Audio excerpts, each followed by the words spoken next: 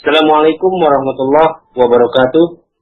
Alhamdulillah hamdan katsiran thayyiban mubarakan fi kama yuhibbu rabbuna wa yarda. Asyhadu an la ilaha illallah wahdahu la syarikalah wa asyhadu anna Muhammadan abduhu wa rasuluhu la nabiyya ba'dah. Allahumma shalli wa sallim wa barik ala Muhammad wa ala alihi wa ashabihi wa tabi'in wa tabi'ut tabi'in wa man tabi'ahum bi ihsanin ila yaumiddin. Amma ba'du, para pendengar Anas Radio dimanapun antum berada, insyaallah di kesempatan malam hari ini kita akan kembali menjumpai kajian live bersama Anas Radio Streaming di setiap jam 8 malam. Setiap harinya insyaallah kita akan mendengarkan kajian live dari kitab-kitab Ahlussunnah yang akan dibahas oleh asatidz Ahlussunnah tentunya. Di kesempatan malam hari ini, insyaallah setiap Ahad malam pukul 20.00 waktu Indonesia Barat, dengan tema adat budaya kaum yang hina, lanjutan orang-orang jahil beribadah kepada Allah dengan menjadikan orang-orang saleh sebagai sesembahan atau sekutu bagi Allah Azza wa Jalla. Bersama Ustadz kita, Ustadz Abu Ja'far Khalil Gibran, hafizahullah ta'ala. Ini dan para pendengar Anas Radio dimanapun antum berada, insyaallah antum bisa mendengarkan melalui aplikasi kita yang sudah lumayan banyak kita tampilkan melalui AirDio, TuneIn, Winamp, Nasdroid, dan Nokia. Para pendengar Anas Radio juga bisa mengirimkan pertanyaan seputar pembahasan yang akan kita bahas di kesempatan malam hari ini melalui email dengan alamat kotak surat @anasradio.com, melalui Yahoo Messenger dengan alamat Anas Radio, PIN BB di 2633310 Delta, Skype dengan alamat Anas Radio, dan WhatsApp di nomor HP 0813-178-54974. Para pendengar, mari kita sapa Abu Ja'far Khalil Gibran. Assalamualaikum warahmatullahi wabarakatuh, Ustaz. Waalaikumsalam warahmatullahi wabarakatuh. Apa kabar Ustaz di malam hari ini, Ustaz? Alhamdulillah tayyib. Alhamdulillah. Situasi di Bekasi cerah ya, Ustaz ya? Bekasi cerah, terang. Ya, alhamdulillah cerah. Masya Allah. Baik, Ustaz. Langsung kita mulai aja kajiannya. Dibuka dulu, Ustaz. Tafadhol. Baik, bismillahirrahmanirrahim. Assalamualaikum warahmatullahi wabarakatuh. Innal hamdalillah nahmaduhu wa nasta'inuhu wa nastaghfiruh wa na'udzu billahi min shururi anfusina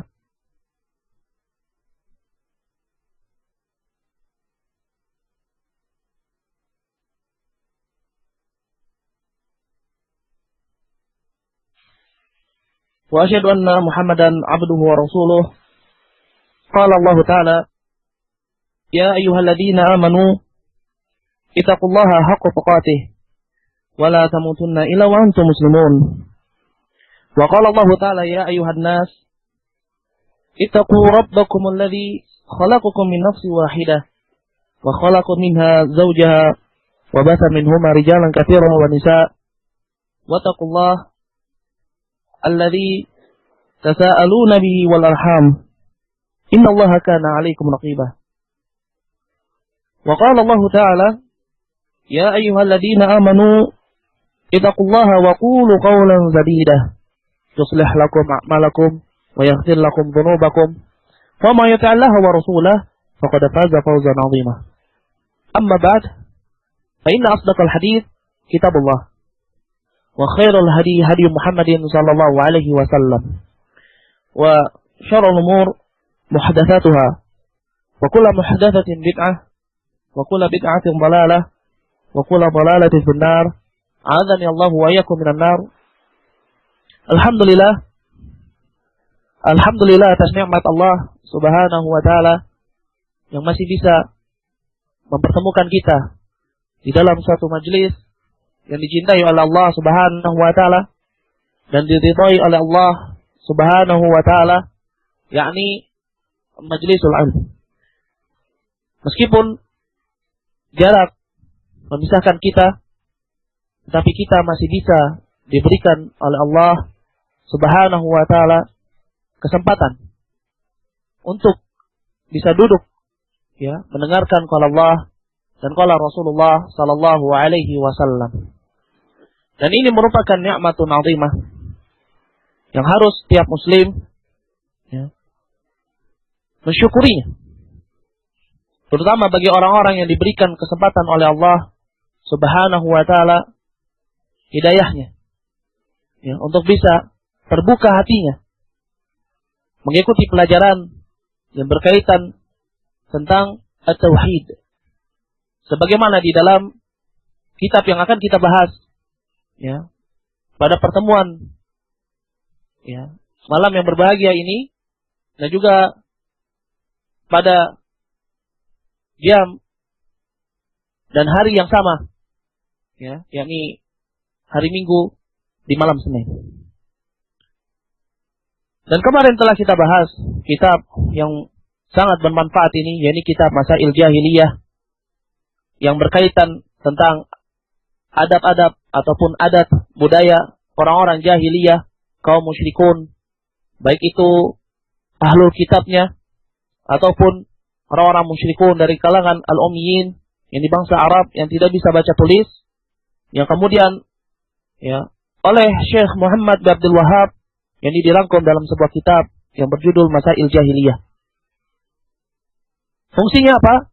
Yakni agar kita mengetahui apa sih perilaku-perilaku jahiliyah yang menyebabkan mereka, orang-orang jahil tersebut, dihukumi sebagai seorang yang musyrik, yang melakukan kesyirikan kepada Allah Subhanahu wa taala. Atau apa sih sifat-sifat ataupun adat-adat kebiasaan orang-orang jahiliyah yang diingkari di dalam Islam dan diselisihi oleh Nabi kita Muhammad sallallahu alaihi wasallam. Dan kemarin telah masuk pembahasan yang pertama, yakni di dalam masalah yang pertama ini Syekh Muhammad bin Abdul Wahhab menerangkan di dalam kitabnya tentang bagaimana tata cara orang-orang jahiliyah di zaman dulu. Mereka beribadah kepada Allah dan mereka berdoa kepada Allah dengan menjadikan orang-orang saleh yang telah meninggal, dengan menjadikan nabi-nabi mereka, rasul-rasul mereka sebagai perantara di antara doa mereka kepada Allah dan juga ibadah mereka kepada Allah. Dan di dalam masalah yang pertama ini yang telah kita bahas kemarin, bahwasanya Syekh ya juga menyebutkan bahwasanya Allah Subhanahu wa taala itu mensifati ya, mensifati tata cara ibadahnya orang-orang jahiliyah di zaman dahulu, yang dimana ibadah-ibadah mereka tersebut diingkari oleh Allah Subhanahu wa taala ya. Sebagaimana Allah Subhanahu wa taala berfirman di dalam surat Yunus ayat 18, wa ya'buduna min dunillahi ma la yadhurruhum wa la yanfa'uhum wa yaquluna haula'i syufa'auna 'indallah. Inilah sifat atau tata cara ibadahnya orang-orang jahiliyah ya, di mana mereka beribadah kepada selain Allah, di mana orang-orang yang mereka ibadahi tersebut tidak dapat memberikan mereka mudarat dan juga tidak dapat memberikan mereka manfaat. Akan tetapi mereka mengatakan haula'i syufa'auna 'indallah, bahwasanya orang-orang tersebut ya yang telah kami ibadahi tersebut selain Allah itu bisa memberikan syafaat kepada kami di sisi Allah Subhanahu wa taala. Dan pernyataan mereka ini, jawaban mereka ini ya tidak jauh berbeda dengan sebagian kaum muslimin di zaman kita saat ini, yang mereka senang untuk rihlah ya, wisata religius ke kuburan-kuburan para wali, ke kuburan-kuburan orang saleh. Bahkan ada yang menjadikan kuburan-kuburan ya orang yang dianggap saleh tersebut bangunan dan kubah, serta mereka sebut ya, serta mereka tutup kuburan tersebut dengan kelambu-kelambu, yang kemudian akhirnya mereka ibadahi kuburan tersebut, ya, kuburan orang saleh tersebut. Dan Allah Subhanahu wa taala juga mensifati tata cara ibadahnya orang-orang jahil, sebagaimana di dalam surat Az-Zumar ayat 3, bahwasanya Allah Subhanahu wa taala berfirman, "Walladzina ittakhadhu min dunihi awliya ma na'buduhum illa liyuqarribuna ila Allahi zulfah." Dan orang-orang yang menjadikan selain Allah itu sebagai wali-wali, sebagai pelindung mereka. Mereka akan mengatakan, "Ma na'buduhum," kami ini tidak beribadah kepada wali-wali tersebut yang mereka ibadahi, illa liyuqarribuna ila Allahi zulfah, kecuali kami hanya, ya, menginginkan, ya, untuk mendapatkan kedekatan di sisi Allah Subhanahu wa taala semata, dengan sedekat-dekatnya. Inilah, ya, Allah Subhanahu wa taala sifatkan, ya, orang-orang jahiliyah tersebut, ya, di dalam peribadatan mereka. Dan ini tidak jauh berbeda dengan jawaban sebagian kaum muslimin di negeri kita tercinta ini, yang senang untuk datang, ya, wisata ke kuburan-kuburan para wali, ya, menghabiskan uangnya, menghabiskan waktunya, dan juga menghabiskan keringatnya, datang ke kota satu hingga ke kota lain, ya, hanya untuk, ya, mencari makamnya para wali-wali songo, ya, wa'iyadzubillah. Dan kemudian terakhir, yakni kita sampai pada perkataan Syekh pada surat Az-Zumar ayat 3. Dan insyaallah pada kesempatan malam hari yang berbahagia ini, kita akan masuk pada perkataan Syekh Muhammad bin Abdul Wahhab. Qala al-muallif, wa hadhihi a'zamu mas'alatin khalafahum fiha Rasulullah sallallahu alaihi wasallam. Dan perkara ini adalah perkara yang paling besar, ya, di mana Rasulullah sallallahu alaihi wasallam menyelisihi mereka. Ini menyelisihi orang-orang apa? Orang-orang jahil.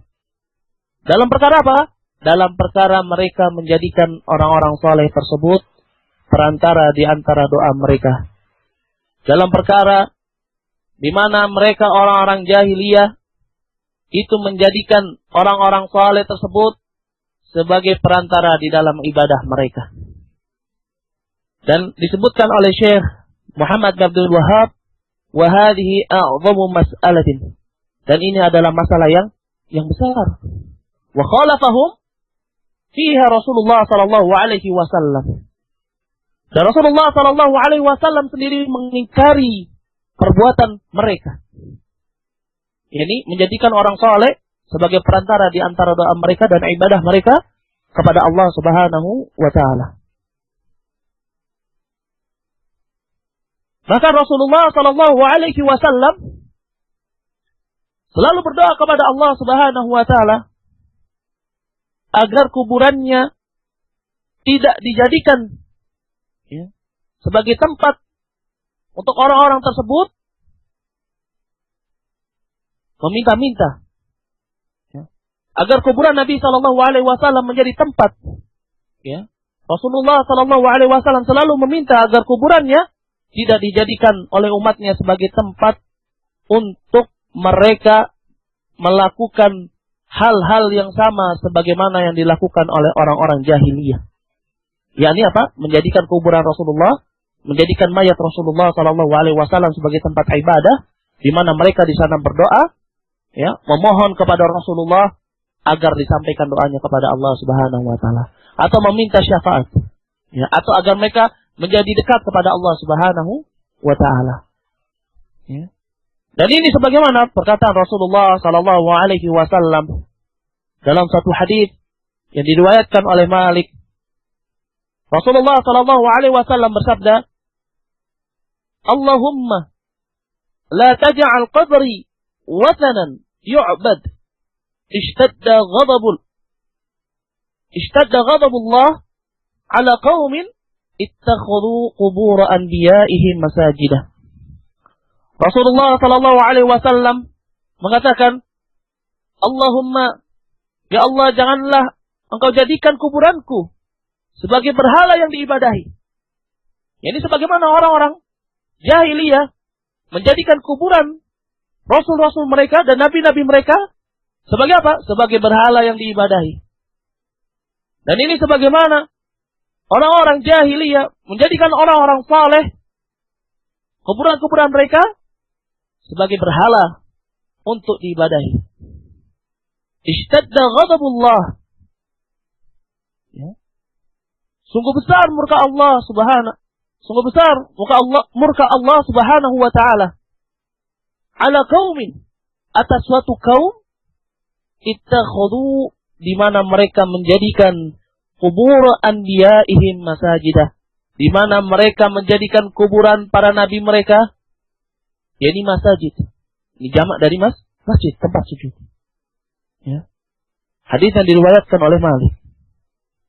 Dan inilah bukti pengingkaran Rasulullah sallallahu alaihi wasallam atas apa-apa yang dilakukan oleh orang-orang jahiliyah. Di mana mereka menjadikan kuburan para nabi mereka dan menjadikan orang-orang soleh, ya, kuburan-kuburan mereka dijadikan sebagai tempat untuk beribadah. Di mana mereka salat di situ, di mana mereka, ya, meminta-minta di situ, ya. Dan ini terjadi. Ya. Jadi perkataan Syekh Muhammad bin Abdul Wahhab, khalafahum fiha Rasulullah, ya, ini bukanlah perkataan yang keluar dari mulutnya, ya, bukanlah perkataan yang hanya keluar dari apa? Dari pemikirannya, tetapi, ya, perkataan Syekh Muhammad bin Abdul Wahhab ini, ya, didasari atas apa? Atas perkataan Rasulullah Sallallahu Alaihi Wasallam, sebagaimana di dalam hadis yang tadi disebutkan. Dan ini adalah bukti pengingkaran Rasulullah Sallallahu Alaihi Wasallam terhadap apa-apa yang orang-orang jahiliyah, ya, kerjakan di dalam doa mereka kepada Allah dan di dalam peribadatan mereka kepada Allah, dengan menjadikan orang-orang saleh sebagai perantara di dalamnya. Bahkan Rasulullah Sallallahu Alaihi Wasallam pun bersabda di dalam hadisnya Abu Hurairah radhiyallahu anhu, qala Rasulullah Sallallahu Alaihi Wasallam, la taj'alu buyutakum qubura wa la taj'alu qabri 'aidan. Hadis riwayat Ahmad wa Abu Dawud wa Tabrani. Dan di dalam hadis ini juga Rasulullah Sallallahu Alaihi Wasallam menerangkan, ya, memerintahkan kepada umatnya untuk apa? Untuk tidak menjadikan rumah-rumah mereka sebagai kuburan. Maksudnya apa? Ya, rumah jika dia tidak digunakan untuk sholat, jika di dalamnya tidak dihiasi dengan bacaan-bacaan ayat-ayat Allah, tidak dihiasi dengan Al-Quran, dengan mengaji Al-Quran, ya, maka itu seperti apa? Seperti kuburan. Dan ini menunjukkan apa? Menunjukkan bahwasannya di kuburan kita tidak boleh, ya, sholat di atasnya. Dan kita juga tidak boleh apa? Membaca Al-Quran di sana. Kenapa? Karena Rasulullah Sallallahu Alaihi Wasallam mengatakan, la taj'alu buyutakum qubura. Janganlah kalian jadikan rumah-rumah kalian seperti kuburan. Begitu juga sebaliknya. Janganlah kalian jadikan kuburan sebagai rumah kalian. Wala taj'alu qabri 'aidan. Dan janganlah kalian jadikan kuburanku itu ini sebagai hari raya. Yakni maksudnya adalah menjadikan kuburan Nabi Sallallahu Alaihi Wasallam tempat untuk beribadah. Menjadikan kuburan Rasulullah Sallallahu Alaihi Wasallam tempat untuk meminta-minta. Ya. Dan kemarin telah kita jelaskan bahwasannya ad-du'a huwal ibadah. Bahwasannya doa itu adalah ibadah. Bahwasannya doa itu adalah ibadah.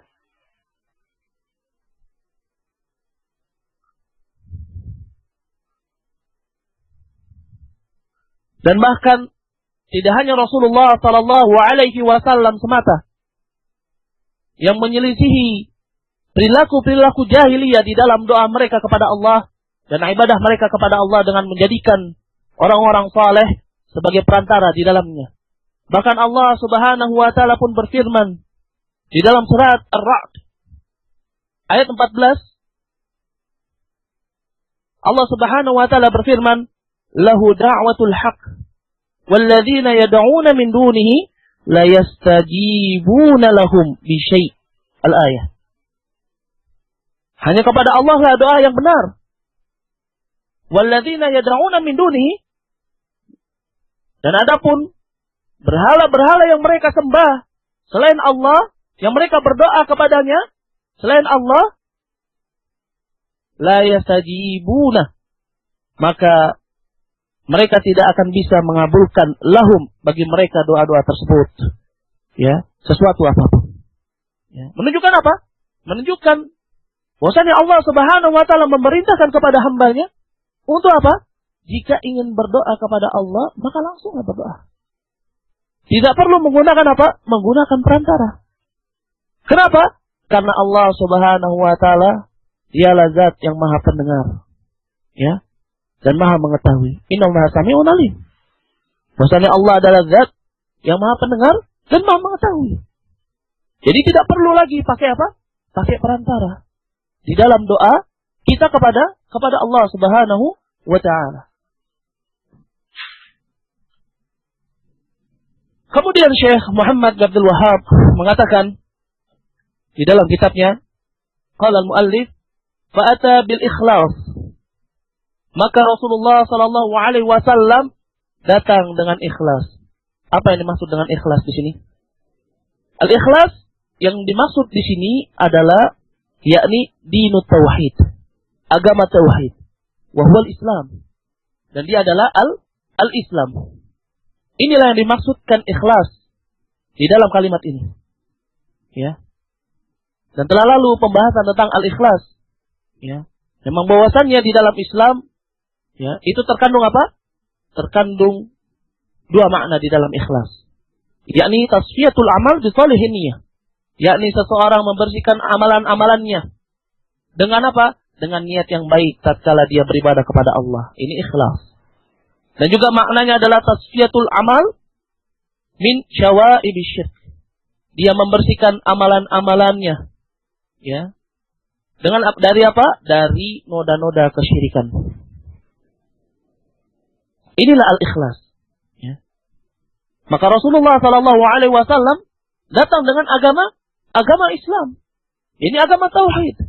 Agama yang di dalamnya diajarkan tentang ikhlas di dalam ibadah kepada Allah.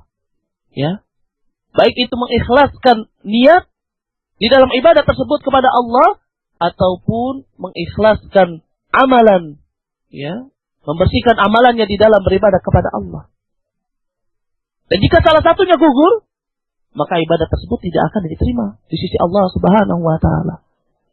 Haruslah seseorang itu tatkala dia beribadah kepada Allah, haruslah dia terkumpul di dalamnya dua makna ikhlas ini. yakni ikhlas fil niyah wal ikhlas fil amal. Ikhlas fil niyah, ikhlas di dalam niat dengan cara apa? Dengan cara memperbaiki niat. Tidak dicampuri dengan yang namanya ar-riya. Kemudian ikhlas di dalam amalan yang dimaksudkan adalah yakni membersihkan seluruh amalan dari noda-noda kesyirikan. Dan ini sebagaimana Allah Subhanahu wa taala berfirman di dalam surat Az-Zumar ayat 2 dan begitu juga di dalam ayat ketiga, fa'budillaha mukhlishan lahuddin ala lillahi ad-dinul khalis. Maka beribadahlah kepada Allah dengan mengikhlaskan agama ini hanya untuk Allah Subhanahu wa taala. Ala ya lillahi, hanya kepada Allah lah ad-dinul khalis, agama yang ikhlas ini, agama yang bersih, yakni bersih dari noda-noda kesyirikan, ya, dan bersih dari ar-riya. Dan Allah Subhanahu wa taala juga berfirman di dalam surat Al-Bayyinah ayat 5, "Wa ma umiru illa liya'budullaha mukhlishina lahuddin Dan tidaklah mereka diperintahkan kecuali untuk beribadah kepada Allah dengan mengikhlaskan agama ini hanya untuk Allah Subhanahu wa ta'ala. Dan agama yang ikhlas, yakni agama Islam. Maka Rasulullah SAW datang dengan agama Islam ini, yang mengajarkan keikhlasan di dalam ibadah kepada Allah Subhanahu wa ta'ala. Ya.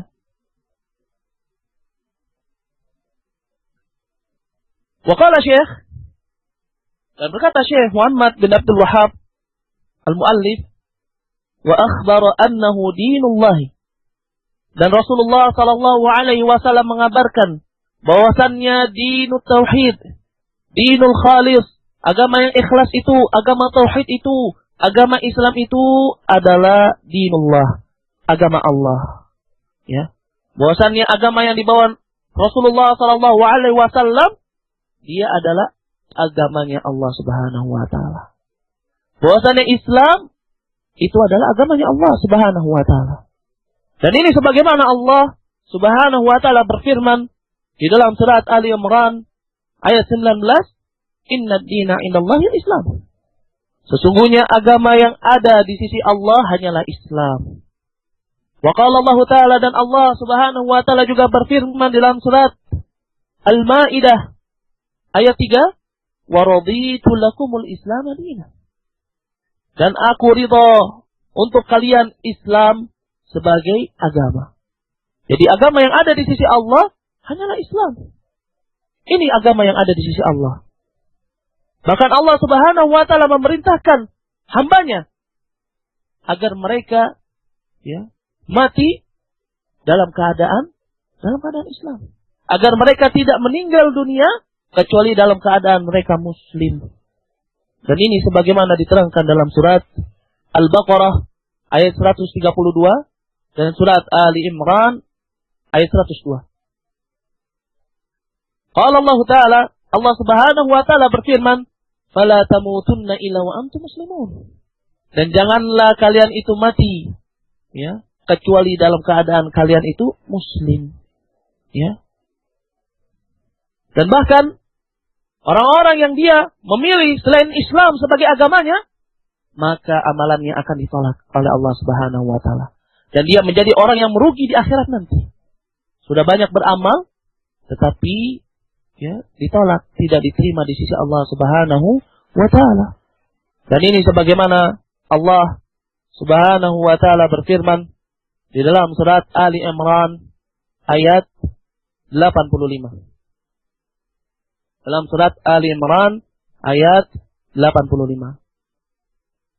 Qala Allah Ta'ala, "Wa man yabtaghi ghairal Islam dina fala yuqbal minhu wa huwa fil akhirati minal khasirin." Dan barang siapa yang dia memilih selain Islam sebagai agamanya, fala yuqbal minhu, maka tidak akan diterima darinya amalan-amalannya. Wa huwa fil akhirati minal khasirin, dan dia di akhirat termasuk orang-orang yang merugi. Karena apa? Karena tidak diterima oleh Allah Subhanahu wa ta'ala amalannya. Karena amalan seseorang itu diterima oleh Allah Subhanahu wa ta'ala tatkala dia menjadi seorang muslim. Tatkala agamanya adalah al-Islam. Lalu apa sih makna al-Islam itu? Banyak sebagian kaum muslimin tidak paham tentang makna al-Islam. Sehingga apa? Sehingga mereka tidak bisa membedakan antara Islam atau yang bukan Islam. Antara at-tauhid dengan kesyirikan. Mereka bersaksi bahwasannya tidak ada ilah yang diibadahi kecuali Allah yang berhak. Dan mereka bersaksi bahwasannya Muhammad SAW adalah Rasulullah.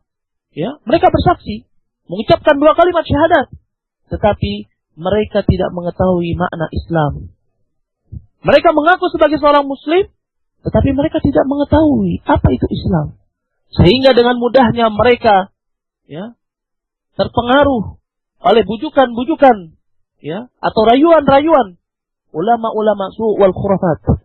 Ulama-ulama yang jelek yang menyeret mereka ke dalam kesyirikan kepada Allah Subhanahu wa ta'ala. Adapun al-Islam maknanya adalah istislamu lillahi bitauhid.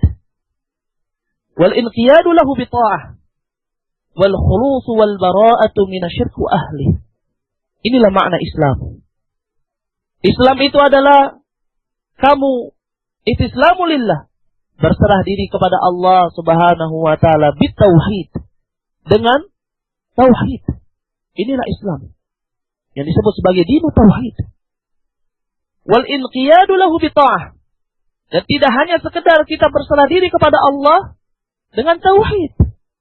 Tetapi apa? Al inqiyadu lahu bi ta'ah. Direalisasikan dengan tunduk dan patuh kepada Allah dengan ketaatan.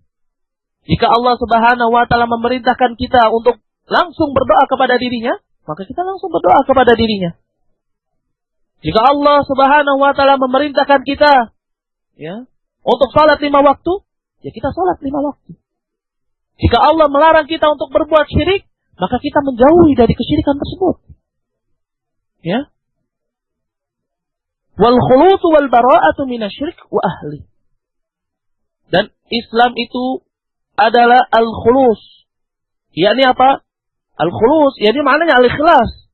Ya. Fi niyah wa fil amal. Di dalam niat dan di dalam amalan. Wal bara'atu minasyirik. Dan berlepas diri dari kesyirikan. Wa ahli. Dan orang-orang yang melakukan kesyirikan tersebut. Ya. Inilah Islam. Haruslah seseorang tatkala dia mengaku dirinya sebagai seorang muslim, ya, harus terkandung ini semua. Dia berserah diri kepada Allah dengan tauhid. Kemudian dia tunduk patuh terhadap perintah Allah Subhanahu wa taala. Dan kemudian dia mengikhlaskan amalan-amalannya, ya. Dan dia berlepas diri dari apa? Dari kesyirikan dan dari orang-orang yang melakukan kesyirikan. Bukan justru malah dia membela saudaranya yang melakukan kesyirikan. Ya. Bukan justru dia mengatakan, dia kan juga menyembah Allah. Cuman maksudnya hanya ingin menjadikan orang-orang saleh perantara. Tidak apa-apalah. Bukan seperti ini seorang muslim. Ya. Seorang muslim haruslah dia berlepas diri dari kesyirikan tersebut. Dan juga dari orang-orang yang melakukan kesyirikan. Ya.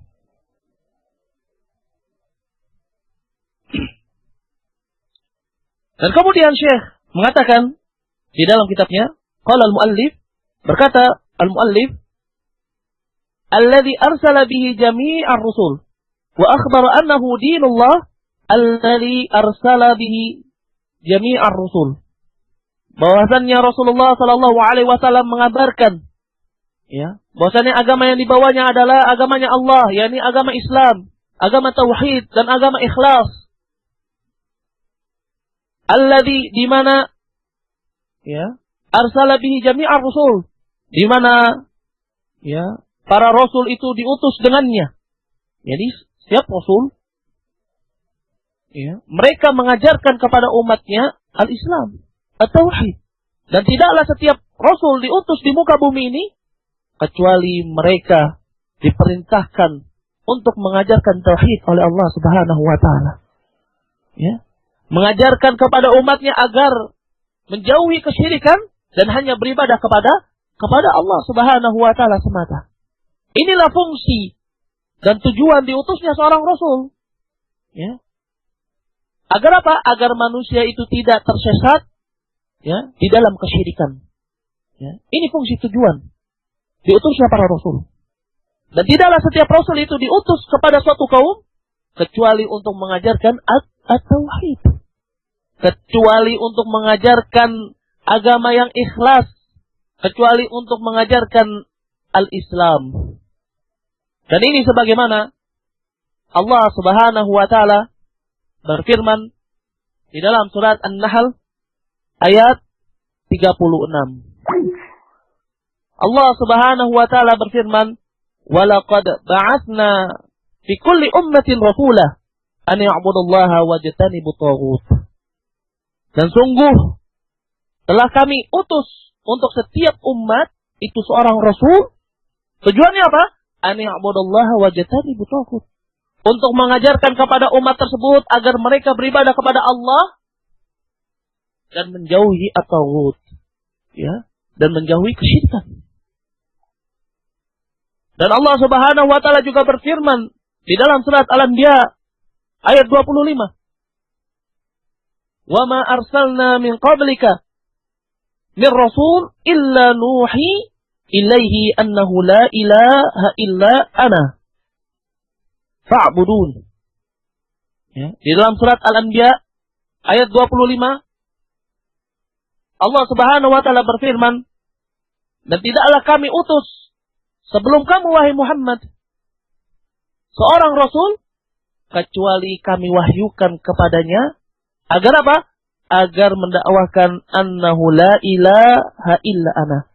Agar mereka menyeru kepada kalimat tauhid, yakni kalimat la ilaha illallah. Agar mereka menyeru kepada manusia hanya untuk beribadah kepada Allah dan tidak ada illa yang berhak untuk diibadahi selain Allah. Dan inilah makna kalimat la ilaha illallah. Kalimat tauhid. Ai la ma'budu bihaqqin illallah. yakni tidak ada illa yang berhak untuk diibadahi kecuali hanya Allah Subhanahu wa taala semata. Dan Allah Subhanahu wa taala juga berfirman di dalam surat Al-A'raf ayat 59, ya. Qala Allah taala, Allah Subhanahu wa taala berfirman, "Ya qaumi u'budullaha ma lakum min ilahin ghairuh." Ya kaumku, u'budullah, beribadahlah kalian kepada Allah, ma lakum min ilahin ghairuh, dan sekali-kali tidak ada Tuhan bagimu selain Allah Subhanahu wa taala. Dan ini, kalimat ini yang diabadikan di dalam Al-Quran, di dalam surat Al-A'raf ayat 59, ini adalah ucapannya Nabi Nuh, begitu juga Nabi Hud, begitu juga Nabi Saleh, dan Syu'aib, dan seluruh Rasul. Ya. Ini perkataan para Nabi. Ya. Jadi, para Rasul dan para Nabi tidaklah diperintahkan, ya, tidaklah mereka diutus kecuali untuk menyeru manusia agar beribadah kepada Allah. Kecuali untuk menyeru manusia kepada tauhid, kepada agama Islam.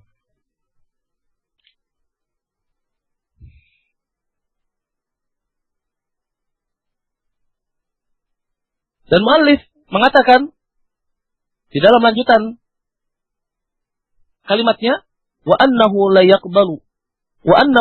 yaqbalu minal a'mali illal khalis. Dan bahwasannya, ya, tidaklah diterima suatu amalan, ya, kecuali dengan keikhlasan. Tidaklah amalan-amalan tersebut diterima kecuali dengan al-khalis. Ya. Dan kita sudah mengetahui makna ikhlas. Dan tidaklah diterima suatu amalan kecuali syaratnya dengan apa? Dengan ikhlas. Baik itu ikhlas finniyah, baik itu ikhlas di dalam hati, ya. Jadi membersihkan hati dari penyakit riya, ataupun ikhlas fil amal, yakni membersihkan amalan dari apa? Min syawa'ib syirk, dari noda-noda kesyirikan. Ya. Karena seseorang yang dia beribadah kepada Allah dan berdoa kepada Allah, disusupi di dalam amalannya tersebut kesyirikan, ya, dihiasi dengan kesyirikan, atau disusupi di dalam hatinya ar-riya, sifat ingin dilihat atau dipuji, tidak ikhlas karena Allah, maka amalannya akan apa? Akan ditolak oleh Allah Subhanahu wa taala. Dan perkataan Syekh ini sebagaimana Allah Subhanahu wa taala berfirman di dalam surat Al-An'am ayat 88. Yani sebagaimana Allah Subhanahu wa taala berfirman di dalam surat Al-An'am ayat 88. Qala Allah taala, "Walau asyraku lahabita 'anhum ma kanu ya'malun." Dan seandainya mereka menyekutukan Allah, maka sungguh akan batal, akan hilang apa-apa yang telah mereka kerjakan. Jadi tidak dihitung pahala oleh Allah Subhanahu wa ta'ala. Dan begitu juga Allah Subhanahu wa ta'ala berfirman di dalam surat Az-Zumar ayat 65, "La in asyrakta la yahbatanna 'amaluka wa la takunanna minal khasirin." Dan seandainya kamu menyekutukan Allah, la yahbatanna 'amaluka, sungguh maka akan apa? Akan batal amalan-amalan kamu. Wala takunanna minal khasirin, dan kamu akan menjadi orang yang merugi. Ya. Dan begitu juga disebutkan oleh Rasulullah sallallahu alaihi wasallam di dalam hadis Aisyah radhiyallahu anha, qalat, sami'tu Rasulullah sallallahu alaihi wasallam yaqul, man ahdatsa fi amrina hadza ma laysa minhu fa huwa raddun. Barang siapa yang dia membuat-buat hal baru dalam urusan kami, yakni dalam agama Islam, ma laysa minhu fa huwa raddun. Yang tidak ada tuntunannya, yang tidak kami perintahkan, maka dia ditolak amalan tersebut. Hadis riwayat Bukhari dan Muslim, dan di dalam lafaz Muslim, man amila amalan laisa alaihi amruna fa huwa raddun. Dan barang siapa yang melakukan suatu amalan yang tidak sesuai dengan apa yang kami perintahkan, maka dia ditolak. Amalan tersebut ditolak. Kesyirikan bukanlah amalan yang diperintahkan oleh Rasulullah sallallahu alaihi wasallam. Kesyirikan bukanlah amalan yang dicintai oleh Allah Subhanahu wa taala. Maka barang siapa yang melakukan kesyirikan, maka akan batal amalannya. Tidak diterima di sisi Allah Subhanahu wa taala. Dan kesyirikan, tidaklah muncul suatu kesyirikan kecuali seseorang melakukan kebid'ahan terlebih dahulu di dalam ibadah kepada Allah Subhanahu wa ta'ala. Mereka melakukan kebid'ahan sampai mereka jatuh ke dalam kesyirikan kepada Allah Subhanahu wa ta'ala. Tidaklah timbulnya kesyirikan kecuali karena sebab kebid'ahan. Dan inilah yang dilakukan oleh orang-orang jahiliyah. Mereka semua beribadah kepada Allah, tetapi mereka membuat ibadah baru yang tidak diajarkan oleh nabi-nabi mereka, yang tidak diajarkan oleh rasul-rasul mereka. Mereka buat kebid'ahan dengan tujuan baik, untuk mendekatkan diri kepada Allah agar mendapatkan syafaat. Tetapi ibadah tersebut tidak diajarkan oleh rasul mereka, tidak diajarkan oleh nabi mereka. Maka akhirnya sampai mereka terjatuh ke dalam kesyirikan. Karena sebab apa? Karena sebab kebid'ahan mereka di dalam ibadah dan berdoa kepada Allah Subhanahu wa ta'ala.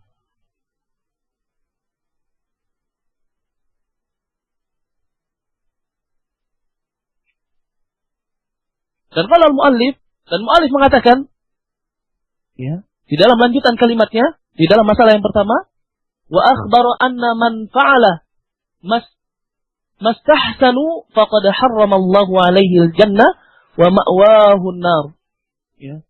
Dan Rasulullah sallallahu alaihi wasallam juga mengabarkan bahwasannya siapa saja yang mereka melakukan apa-apa yang dianggap baik oleh orang-orang jahiliyah tersebut, faqad harramallahu alaihi al-jannah, maka sungguh Allah Subhanahu wa taala akan mengharamkan bagi diri mereka al-jannah, yaitu surganya, wa ma'wahun nar, dan tempat mereka adalah neraka Jahannam.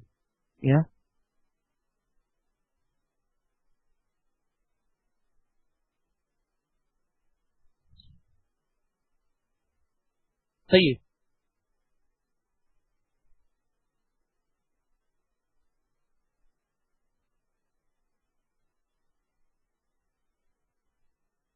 Dan ini sebagaimana perkataan Allah Subhanahu wa taala dalam surat Al-Maidah ayat 72.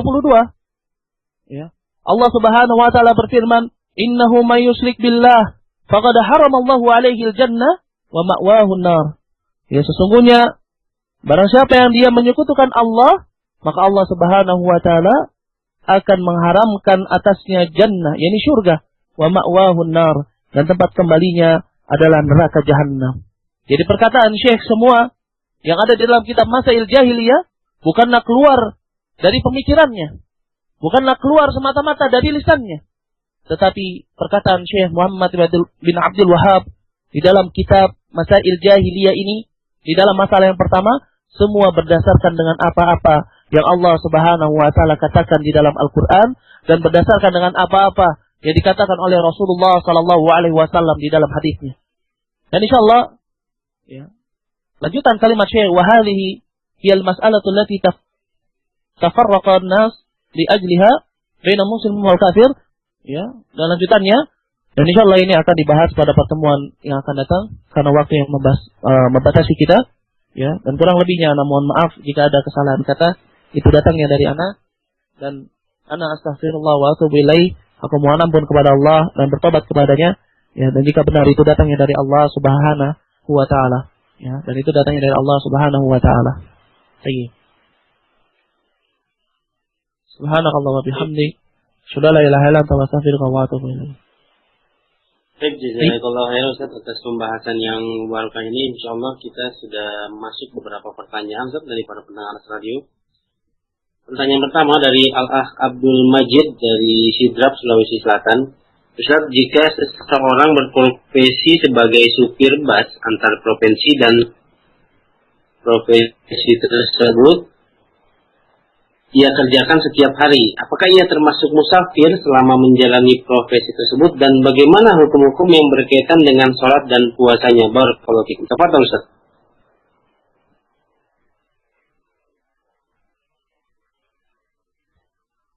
Baik.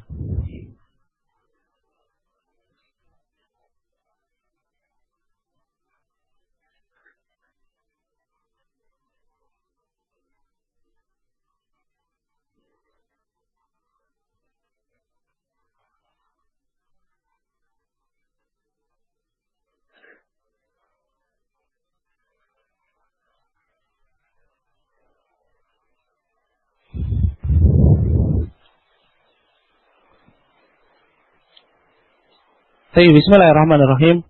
Ya, jika seseorang itu berprofesi sebagai supir bus, ya, antar provinsi dan profesi tersebut ia kerjakan setiap hari, apakah ia termasuk musafir selama menjalani profesi tersebut, dan bagaimana hukum-hukum yang berkaitan dengan salat dan puasanya? Barakallahu fikum. Baik, wallahu alam, ya, jika seseorang itu, ya, dia meniatkan di dalam dirinya sebagai musafir, ya, maka berlaku hukum-hukum safar bagi dirinya. Tetapi kalau dia tidak niatkan itu sebagai musafir, ya, maka tidak berlaku. Maksud ana, yakni jika seseorang dia berada, dia seorang yang merantau, ya, kemudian dia mempunyai rumah di beberapa kota, ya, nah, dia harus tentukan di rumah mana dia biasa mukim, ya, di mana dia banyak mukim. Ya. Kemudian tatkala dia pergi ke rumah yang satunya mungkin di luar kota, ya, seandainya dia niatkan di rumah, misalkan dia punya rumah di Jakarta dan dia juga punya villa di Bogor, ya, misalkan.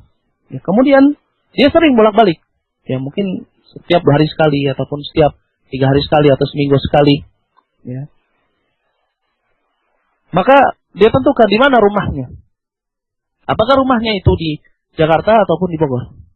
Kalau misalkan dia niatkan rumahnya di Jakarta sebagai tempat mukimnya, ya, maka tatkala dia di Bogor dan sudah sampai pada batasan-batasan safar, ya, maka dia dihukumi sebagai musafir di Bogor. Tetapi tatkala di rumahnya di Jakarta, ya, dia tidak dihukumi sebagai musafir. Ya, begitu juga kita, ya, tatkala hendak pulang ke rumah orang tua, ya, di mana kita punya rumah di Jakarta, ya, dan terkadang pulang ke rumah orang tua, maka perlulah kita apa? Tentukan di mana kita mukim. Apakah kita mukim di Jakarta atau kita mukim di rumah orang tua tersebut sebagai rumah kita juga, ya. Maka jika kita tentukan mukim kita di Jakarta, berarti tatkala dia berada di rumah orang tuanya, maka berlaku hukum safar bagi dirinya, ya. Dan jika seorang berprofesi sebagai supir bus antar provinsi, ya, wallahu alam, ya, dia tentukan di mana dia mukimnya, ya. Seandainya dia pergi ke sana, ya, maka di antara jarak itu dia dihitung sebagai musafir. Kalau dia tentukan tempat dia biasa mukim itu di rumah, maka perjalanan itu adalah safar.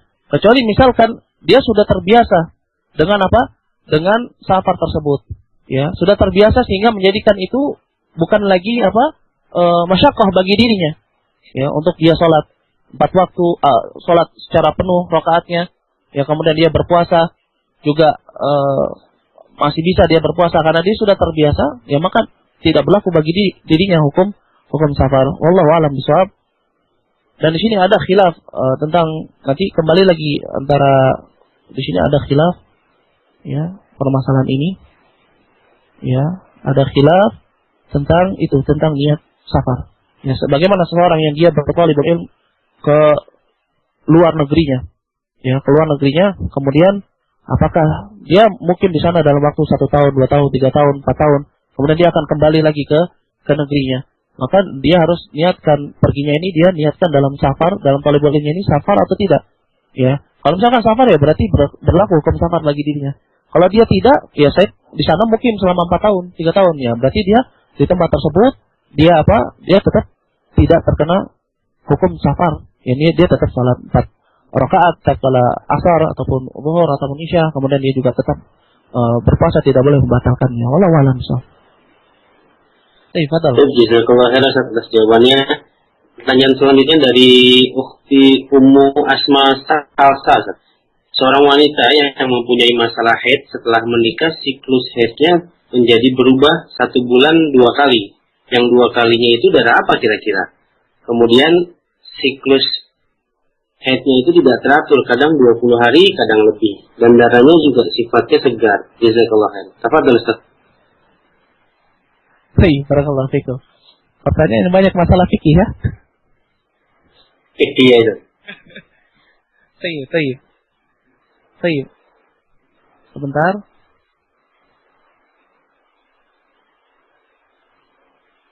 Baik ya. Ini masalah fikih ya, masalah wasi'. Ya, baik. Dan perlu pembahasan di dalam masalah ini. Ya, biar lebih enak jawabnya. Harusnya dibahas pada tempatnya, ini pada permasalahan fikih. Baik. Bismillah, seorang wanita yang mempunyai masalah haid setelah menikah, siklus haidnya berubah, ya 1 bulan menjadi 2 kali.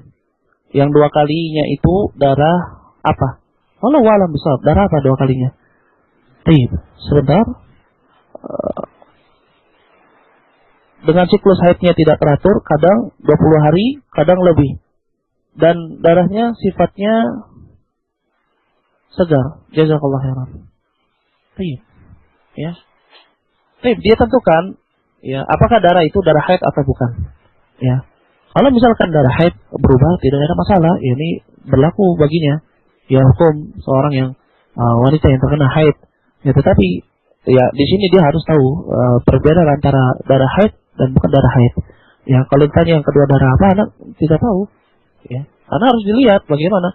Dan ini yang bisa menentukan adalah ya wanita itu sendiri yang dia mengalami darah tersebut. Ya, karena memang ada orang-orang yang memiliki sirkulasi haid itu tidak teratur. Ada seseorang yang sirkulasi haidnya itu cepat, ada yang panjang. Ya, ada kadang berubah tatkala dia hamil ataupun dia tatkala dia menikah, setelah menikah berubah. Ya. Nah, ini walau bisa sebaiknya dia tentukan dulu apa itu darah segar atau darah haid. Ya, kalau itu darah segar, ya bukan darah kotor, bukan darah haid, ya maka dia tidak haid. Ya, tapi kalau itu darah kotor, berarti itu dia adalah haid. Wallahu a'lam bishawab.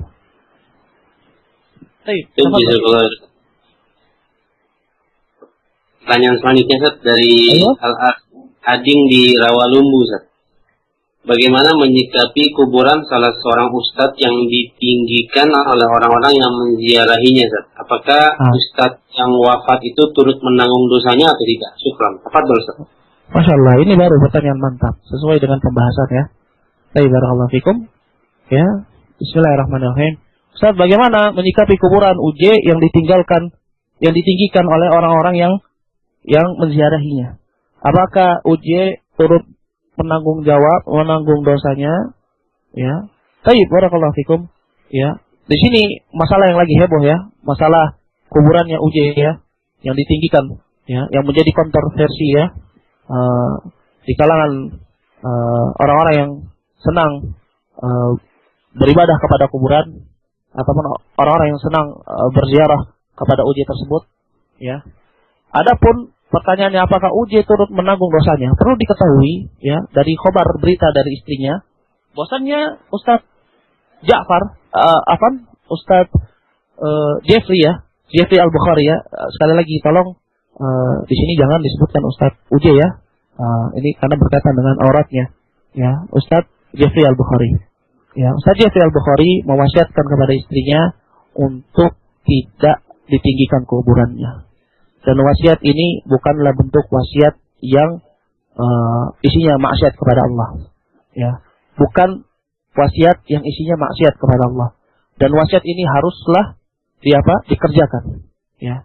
Kenapa? Karena kalau tidak, ini menyelisih dengan apa yang diajarkan oleh Rasulullah Sallallahu Alaihi Wasallam. Ya, jadi adapun meninggikan kuburan ini bukanlah keinginannya Ustadz Jeffrey Al-Bukhari. Ya. Tetapi ini keinginan dari kakaknya dan keluarganya. Keluarga dari Ustadz Jeffrey Al-Bukhari. Bahkan istrinya pun menyelisihinya dalam masalah ini. Ya. Kemudian seandainya memang Ustadz Jeffrey Al-Bukhari itu menyuruh ya untuk bangunannya ditinggikan, ya, dalam keadaan dia tahu bahwasannya itu dilarang di dalam Islam, ya, maka dia telah bermaksiat kepada apa yang diperintahkan oleh Rasulullah SAW, ya, karena tidak boleh meninggikan kuburan. Dan ada pun perkataan kakaknya Ustaz Jeffrey Al-Bukhari yang mengatakan, ya, orang-orang yang melarang kuburannya Jeffrey Al-Bukhari, ya, Ustaz Jeffrey Al-Bukhari ditinggikan, termasuk dari orang-orang yang dia durhaka kepada Allah, ini perlu dalil. Ya, ini perkataan-perkataan yang bahaya maknanya. Dan perlu dalil di dalamnya. Dan dia mengatakan tidak hormat terhadap para wali dan para anbiya. Dan tadi telah kita jelaskan bahwasannya Rasulullah SAW sendiri melarang. Agar apa? Melarang kuburannya dijadikan berhala untuk diibadahi. Jadi melarang, ya, kepada para sahabat dan umatnya agar tidak apa? Agar tidak membangun kubah-kubah. Ya, sebagaimana orang-orang jahiliyah membangun di atas kuburan nabi-nabi mereka apa? Kubah-kubah, bangunan-bangunan, masjid-masjid. Agar mereka bisa di situ berdoa, bisa di situ sholat, bisa di situ membaca Al-Quran, dan yang semisalnya. Ya, di sini Rasulullah SAW mengingkari, dan ini adalah salah satu bentuk ya ibadah jahiliyah. Ini mereka senang datang ke kuburannya orang-orang yang dianggap soleh. Ya, Rasulullah SAW yang seorang Rasul yang dicintai oleh Allah Subhanahu Wa Taala saja mengingkari perbuatan tersebut, ya, lalu bagaimana jika hanya sekedar seorang ustadz di zaman sekarang, bukan hidup di zaman para sahabat, bukan hidup di zaman tabi'in dan tabi'ut tabi'in, tapi hidup ya beribu-ribu tahun ya setelah generasi tabi'ut tabi'in, ya, maka apa yang dikatakan oleh saudaranya Ustadz Jeffrey Al-Bukhari ini perlu dalil, ya. Apalagi mereka mengatakan ini durhaka kepada Allah, ya. Kemudian tatkala wasiat itu, ya, disampaikan oleh istrinya agar kuburannya Ustaz Jeffrey Al-Bukhari tidak ditinggikan, dan ini wasiatnya beliau, ya, malah dikatakan ini lihat bab iddah, nggak nyambung, ya. Kita disuruh lihat bab iddah, ya, maksudnya supaya dibilang bahwasannya wasiat itu tidak berlaku karena istrinya sudah bukan istrinya lagi. Ya, dan ini menunjukkan kebodohannya orang tersebut di dalam bab fikih. Ya, kalau dia katakan suruh lihat bab iddah, maka dia harus lihat bab waris. Ya, bab faraid. Ya, dan ini menunjukkan kebodohannya di dalam agama Islam. Dan sungguh benar perkataan Rasulullah SAW. Suatu saat nanti ada orang-orang yang dia hanya pandai bicara, ya, tetapi dia menyesatkan orang-orang di sekitarnya. Ya, dia hanya pandai bicara, tapi tidak ada ilmu di dalamnya. Ya, berani bicara, ya, tentang agama Allah tanpa ilmu. Dan ini adabnya pedih, ya, dan bahaya. Apalagi sampai dia mengatakan orang yang tidak setuju kuburannya Ustaz Jeffrey Al-Bukhari ini ditinggikan, berarti dia mendurhakai Allah. Di mana dalilnya? Kapan Allah Subhanahu Wa Taala mengatakan di dalam ayatnya untuk kita meninggikan kuburannya para wali? Atau nggak usah para wali lah, ya. Kapan Allah Subhanahu Wa Taala memerintahkan kita untuk meninggikan kuburannya Ibrahim Khalilullah? Tidak pernah tertulis di dalam ayat Al-Quran. Ya, Allah Subhanahu Wa Taala memerintahkan kita untuk membangun masjid, ya, meninggikan kuburannya, ya, Nabi Ibrahim alaihi salam, Khalilullah, kekasihnya Allah, ya, bapaknya tauhid. Ya, lalu bagaimana dengan orang yang hidupnya dah beribu-ribu tahun dari zaman tabi'ut tabi'in, ya, yang mereka anggap sebagai seorang wali, ya. Wallahu a'lam bishawab. Ya, adapun yang menanggung dosanya Ustaz Jeffrey Al-Bukhari sendiri pun mewasiatkan, dan wasiat itu harus dikerjakan, ya, dan itu harus dikerjakan, ya. Dan semoga Allah Subhanahu Wa Taala memberikan hidayah kepada, ya, saudaranya Ustaz Jeffrey Al-Bukhari dan keluarganya, ya, agar apa? Agar mau mengikuti wasiat, ya, Ustaz Jeffrey Al-Bukhari. Wallahu a'lam bishawab. Baik, jazakallahu khairan atas jawabannya. Pertanyaan selanjutnya dari Akili Gonzales di Indonesia Tenggara Timur, Ustaz. Tercelaka jika kita ingin meminta didoakan sama orang soleh supaya masalah kita bisa lancar. Apa dulu, Ustaz? Ayo, tadi permasalahan doa ini kita minta didoakan kepada orang soleh, ya. Doa Iya. Itu boleh dengan syarat. Ya, kita minta didoakan kepada seseorang itu dengan syarat yang pertama, yakni dia harus hayyun. Dia hidup. Ya. Ya, doa kepada orang saleh itu tidak terlarang. Ya. Banyak dalil, ya. Para sahabat meminta doa kepada Rasulullah sallallahu alaihi wasallam, termasuk di antaranya adalah Ibnu Abbas, ya, dan Abu Hurairah. Ya, di mana mereka minta didoakan agar apa? Agar diberikan ilmu dan dipahamkan tentang Al-Qur'an. Ya. Tetapi mereka meminta doa tersebut, meminta doa kepada Rasulullah sallallahu alaihi wasallam tatkala Rasulullah sallallahu alaihi wasallam masih hidup. Ya. Tetapi tatkala meninggalnya Rasulullah sallallahu alaihi wasallam, maka tidak ada lagi orang yang berdoa kepada beliau, minta dijadikan ini, minta diberikan itu. Tapi mereka langsung berdoa kepada Allah Subhanahu wa taala. Ya. Bahkan sampai seseorang yang dia mengatakan, ya, di zaman Rasulullah tatkala hidup, mereka boleh mengatakan Allah wa rasuluhu a'lam. Allah dan Rasul yang lebih mengetahui. Ini tatkala Rasulullah sallallahu alaihi wasallam hidup. Tapi tatkala Rasulullah sallallahu alaihi wasallam meninggal dunia, maka disyariatkan apa? Wallahu a'lam saja, tanpa diikutkan dengan Rasulullah. Ya. Apalagi di dalam doa. Ya. Jadi yang pertama doa, kita meminta doa kepada seseorang itu boleh jika dia apa? Jika dia hidup. Ini yang pertama, syaratnya. Hayyun. Ya. Kemudian yang kedua, hadir. Dia ada, ya. Ada di hadapan kita datang kepada dirinya atau lewat SMS atau lewat telepon, kita minta doa, tolong doakan saya mau pergi ke Jakarta. Semoga Allah Subhanahu wa taala itu apa? Itu bisa memberikan keselamatan kepada saya. Minta kepada orang soleh yang dia hidup dan dia hadir. Ini kita bicara langsung. Dan tidak boleh seseorang itu, ya, gurunya ada di Irian Jaya, dia tinggal di Aceh, ya. Kemudian dia minta sama gurunya tanpa SMS, tanpa telepon, langsung mengangkat tangan ke langit, bilang, ya guru saya, Habib Fulan, Syekh Fulan, tolong saya mau pergi ke Irian Jaya, nggak punya uang, misalkan. Ya. Nah, ini nggak boleh. Kenapa? Karena gurunya tidak hadir dan dia tidak menggunakan wasilah seperti handphone, telepon atau yang semisalnya. Gurunya tidak mendengar di sana. Ya. Mereka bilang bisa telepati. Ya. Dan ini yang tidak boleh. Ini syaratnya. Yang pertama, orang yang dimintai tersebut harus apa? Hayyun, hidup. Yang kedua harus hadir. Dia hadir. Dan yang ketiga, dia hadir. Dia itu apa? Mampu, ya, untuk mewujudkannya. Ya, dia mampu. Ya, janganlah seseorang itu dia minta kepada kuburan orang soleh yang telah meninggal. Ya, karena apa? Orang yang meninggal tidak bisa mendengar. Ya, dan tidak bisa berdoa kepada Allah. Ya, karena apa? Karena sudah terputus hubungannya, ya, dengan dunia. Ya. Dan doa yang diminta itu adalah doa-doa yang dia mampu untuk berdoa kepada Allah Subhanahu wa taala. Ya. Jangan dia berdoa kepada syekhnya atau habibnya, tolong turunkan hujan di sini. Minta doanya kepada habibnya, turunkan hujan. Ya.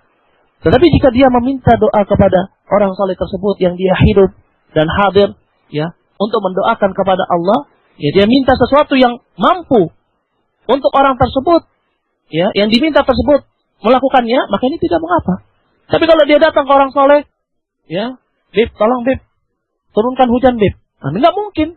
Kenapa? Karena yang bisa menurunkan hujan hanya Allah Subhanahu wa taala. Dia minta ke orang soleh atau ke para habib untuk supaya apa? Supaya diturunkan hujan. Nggak bisa. Ya, tetapi kalau dia minta untuk didoakan agar Allah Subhanahu wa taala menurunkan hujan, maka ini tidak mengapa. Dengan syarat apa? Orang yang diminta tadi harus hayyun, ya, dan hadir. Ya, kemudian hadir. Dia mampu. Ya. Wallahu a'lam bishawab. Baik, ada lagi?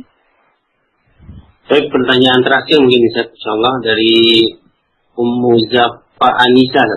Assalamualaikum. Lantas bagaimana dengan budaya di Indonesia yang sangat memuliakan orang-orang soleh seperti makam para ulama yang dijunjung tinggi dan dikeramatkan, dan banyak justru yang memuliakan dari para ulama itu? Bagaimana kita selaku umat harus menanggapinya? Mohon dijawab, Ustaz. Tafadhal. Baik, barakallahu fikum. Baik, bismillahirrahmanirrahim. Ya. Lantas bagaimana dengan budaya Indonesia yang sangat memuliakan orang soleh seperti makam para ulama, ya, menjulang tinggi dan dikeramatkan, dan banyak justru yang memuliakannya ya dari para ulama. Bagaimana kami selaku umat harus menanggapinya? Ya, tayyib. Ya. Ya berarti ini termasuk daripada masalah pertama yang dikatakan oleh Syekh Muhammad Abdul Wahhab dan merupakan masalah yang sangat besar, yang sangat membahayakan dan mengkhawatirkan tatkala seseorang itu ya sudah mulai dia menjadikan orang-orang soleh, ya kuburan-kuburannya orang-orang soleh tersebut ya sebagai perantara di antara ibadah dia kepada Allah Subhanahu wa taala. Memuliakan orang soleh itu boleh, ya. Memuliakan orang soleh itu boleh. Seseorang itu kita muliakan, ya, karena sebab apa? Karena sebab keimanannya kepada Allah dan ketakwaannya, karena sebab ilmunya, ya. Dan tidaklah Allah Subhanahu wa taala sendiri itu mengangkat derajatnya orang-orang yang alim, orang-orang ahlul ilm dan orang soleh, ya. Boleh, tidak ada larangan di dalam Islam kita memuliakan orang soleh. Tetapi janganlah kita gulu di dalam memuliakan orang soleh tersebut, ya. Karena apa? Karena gulu, ya, itu menyebabkan orang-orang jahil, ya, sampai pada batas kesyirikan, sehingga mereka dikafirkan, ya. Karena sebab mereka gulu terhadap orang-orang soleh tersebut. Tidaklah, ya, orang-orang jahil di zaman Rasulullah Sallallahu Alaihi Wasallam, ya, mereka beribadah kepada Lata dan Uzza, melainkan Lata dan Uzza itu hanyalah, ya, seorang soleh yang dimana tatkala meninggalnya ditinggikan kuburannya, dibuat patungnya, kemudian diibadahi, ya. Begitu juga di zamannya Nabi Nuh alaihissalam, ya. Begitu juga kepada Nabi Isa alaihissalam, di mana mereka menjadikan Wad dan Waswa, wa Nasra, ya, wa Ya'uq, itu sebagai sesembahan selain Allah, di mana mereka semua ini adalah orang-orang soleh, ya, di mana mereka semua ini adalah orang-orang soleh. Tetapi apa? Tetapi, ya, karena gulunya mereka terhadap orang soleh tersebut, sehingga mereka jadikan di atas kuburannya orang-orang soleh tersebut, ya, kubah-kubah, ya, bangunan, ya, sehingga mereka berdoa di sana dan, ya, melakukan kebid'ahan di dalam ibadah kepada Allah. Dan ini juga terjadi di zamannya Syekh Muhammad bin Abdul Wahhab, ya. Tatkala di zamannya di Uyainah, di negerinya sendiri, mereka membangun, ya, di atas kuburannya seorang tabi'in, ya, kubah, yang di situ mereka berdoa di sana, kemudian beribadah, ya. Lalu bagaimana kita menyikapi, ya, umat atau kaum muslimin di zaman kita sekarang ini? Yang pertama yang harus kita lakukan adalah, jadi kita belajar.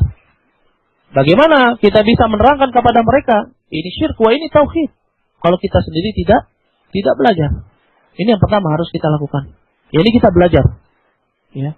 Kemudian setelah kita belajar, kita dakwah, ya, kita mendakwahi mereka, dan ingat dakwahnya dengan hikmah, ya, kita nasihati mereka dengan apa? Dengan hikmah, ya, bukan dengan apa? Bukan dengan suara lantang, bukan dengan menyalah-nyalahi mereka, tetapi kita rubah gaya pikir mereka, ya, kita rubah gaya pikir mereka, ya, yang menyampur adukan antara agama Islam dengan adat Indonesia, kita rubah dengan, ya, pola pikir agama Islam yang sesuai dengan Al-Quran dan Sunnah, ya.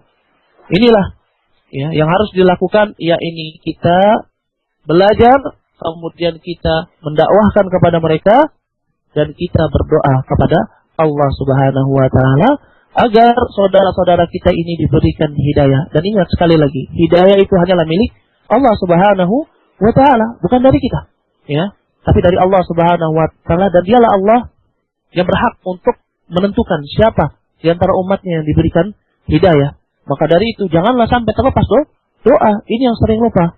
Banyak orang yang semangat di dalam dakwah tentang tauhid, tapi lupa dengan doa. Ya, lupa dengan doa.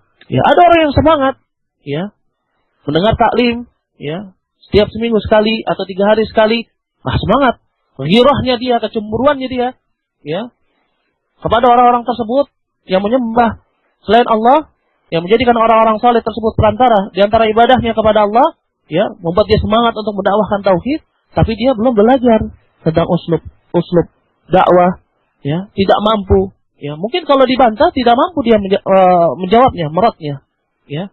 Maka untuk orang-orang yang merasa tidak mampu, ya, untuk mereka menasihati saudara mereka sama kaum muslimin, ya, maka hendaknya, ya, mereka berdoa kepada Allah. Jangan sampai lupa, ya, kita ini satu bangunan, ya, seorang muslim itu satu bangunan, ya. Maka kita perlu mendoakan saudara kita kaum muslimin agar apa? Agar, ya, mereka kembali ke jalan yang lurus, yang benar, yaitu jalan Islam sesuai dengan Al-Quran dan Sunnah, ya. Dan tidak hanya dengan doa, dan kita pun bersemangat di dalam belajar at-tauhid. Agar apa? Agar bisa menyelamatkan diri kita dari kesyirikan dan menyelamatkan saudara kita sesama muslim dari bahayanya kesyirikan. Dan inilah yang dilakukan oleh Syekh Muhammad bin Abdul Wahab. Ya. Tatkala Syekh Muhammad bin Abdul Wahab melihat kesyirikan di Madinah, tatkala beliau setelah hajinya, ya, Syekh Muhammad bin Abdul Wahab tidak langsung berdakwah di situ. Ya, tatkala beliau belajar di Madinah, tidak langsung dia berdakwah. Padahal dia telah melihat di Uyainah, begitu juga di Madinah, kesyirikan. Tetapi yang pertama kali dia lakukan adalah belajar. Ya, yang pertama kali dia lakukan adalah belajar, mengetahui tentang agama Islam yang benar. Ya, kemudian sampai tatkala beliau di Basrah, ya, kemudian barulah beliau belajar. Ya, tatkala sudah memiliki ilmu yang cukup, beliau belajar sambil apa? Sambil mendakwahkannya. Ya, tatkala beliau tidak bisa, ya beliau berdoa kepada Allah Subhanahu wa taala dan sabar. Sampai akhirnya Allah Subhanahu wa taala yang membukakan pintu, ya, kepada Syekh Muhammad Abdul Wahab untuk dimudahkan dakwahnya di dalam tauhid, ya, dan agar orang-orang mendapatkan hidayah, ya. Dan makanya Masya Allah, coba lihatlah kitab-kitab Syekh Muhammad bin Abdul Wahab. Di dalam setiap kitabnya selalu diawali dengan doa. Kepada siapa? Kepada orang yang membacanya. Ini yang dilakukan oleh Syekh Muhammad bin Abdul Wahab. Tidak di Qawaidul Arba, Usul Salasah, Masail Jaliyah dan kitab-kitab yang lain selalu dimulai dengan doa. Agar apa? Agar, ya, orang yang membacanya itu mendapatkan hidayah, ya, dan dibukakan pintu hidayah oleh Allah Subhanahu wa taala, ya. Wallahu a'lam bishawab. Insyaallah ini cukup, ya. Insyaallah cukup, ya. Iya, cukup. Mungkin untuk akhir diberikan kesimpulan, Sat, atau sudah termasuk tadi, Sat? Ayo, taib.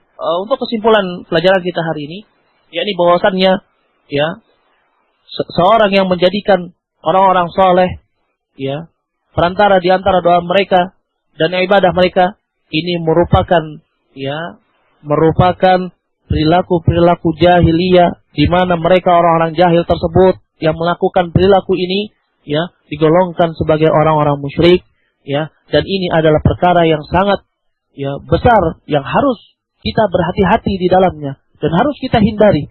Karena inilah, ya, tidaklah mereka dimasukkan ke dalam golongan orang-orang musyrik bukan hanya sekedar mereka itu beribadah kepada selain Allah semata, bukan hanya sekedar mereka beribadah kepada batu dan kayu atau matahari dan bulan, tetapi mereka menjadikan, ya, selain Allah itu perantara di dalam ibadah mereka kepada Allah dan di dalam doa mereka kepada Allah. Dan kesimpulannya adalah bahwasannya Rasulullah Shallallahu Alaihi Wasallam, ya, itu mengingkari perbuatan mereka ini. Berarti apa? Berarti jika Rasulullah Shallallahu Alaihi Wasallam mengingkari perbuatan mereka, berarti, ya, di dalam Islam tidak ada, ya, perbuatan sebagaimana perbuatan yang mereka kerjakan. Berarti Islam menyelisihi perbuatan mereka dan Allah pun, ya, menyelisihi perbuatan orang-orang jahiliyah tersebut.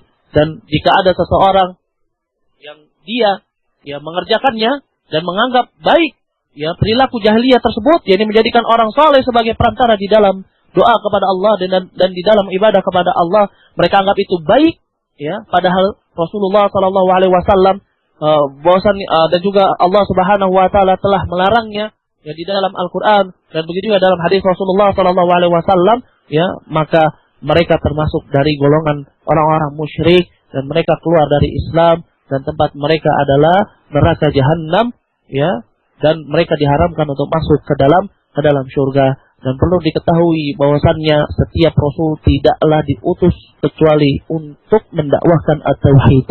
Karena agamanya para Rasul dan para Nabi adalah at-tauhid, yakni al-Islam. Jadi mereka ya diutus yakni untuk Islam, yakni untuk mentauhidkan Allah Subhanahu wa taala, dan inilah fungsi pengutusan para rasul dan fungsi penciptaan manusia, yakni agar mereka beribadah kepada Allah Subhanahu wa taala semata, sebagaimana yang diterangkan di dalam surat Adz-Dzariyat ayat 56. Wa ma khalaqtul jinna wal insa illa liya'buduni ay yuwahhiduni. Tidaklah aku ciptakan jin dan manusia kecuali untuk beribadah kepadaku, dan yang dimaksud ya'buduni ay yuwahhiduni, yakni apa? Mentauhidkan aku. Insyaallah ini kesimpulan pembahasan kita pada kesempatan malam ini ya. Selanjutnya Anda serahkan kepada Bapak. Jazakallahu khairan atas pembahasan yang berkah ini, Ustaz. Mudah-mudahan Allah Subhanahu wa taala membalas kebaikan kepada antum dan keluarga antum dan menjaga ilmu yang antum sampaikan kepada kami. Insyaallah. Amin ya rabbal alamin. Jazakallahu khairan para pendengar Anas Radio di dimanapun antum berada. Demikian pembahasan kitab Masail Jahiliyah, adat budaya kaum yang hina bersama Ustaz Abu Ja'far Khalil Gibran hafizahullah taala. Insyaallah kita akan melanjutkan kajian rutin tersebut di Ahad yang akan datang pukul 20.00 waktu Indonesia Barat, hanya di Anas Radio Streaming. Para pendengar Anas Radio dimanapun antum berada, insyaallah esok hari pukul 5.30 waktu Indonesia Barat kita akan melanjutkan kajian live kita yang lainnya, 30 menit belajar adab bersama Al-Ustaz Rizky Abu Zakaria hafizahullah ta'ala dan dalam kitab Adabul Mufrad karya Al-Imam Al-Bukhari rahimahullah ta'ala. Demikian panduan yang bisa kami sampaikan. Mohon maaf jika ada kata yang salah. Subhanaka Allahumma wa bihamdika asyhadu an la ilaha illa anta astaghfiruka wa atubu ilaik.